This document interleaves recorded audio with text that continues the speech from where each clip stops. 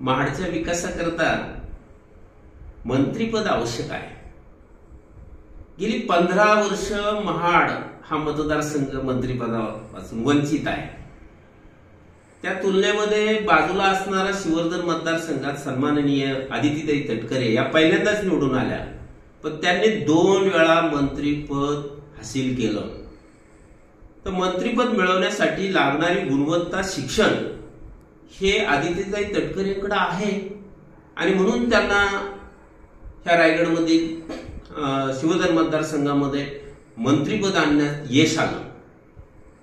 आपल्याला महाड मतदारसंघाचा विकास करण्यासाठी जर मंत्रीपद आणायचं असेल तर सुशिक्षित असणाऱ्या, सुसंस्कृत असणाऱ्या आणि प्रशासनाचं नॉलेज असणाऱ्या सन्माननीय स्नेहल दीदी जगताप यांना या वेळेला विधानसभेमध्ये, विधिमंडळामध्ये पोहोचवण्याचं काम ह्या महाडच्या मतदारांनी करावं लागेल।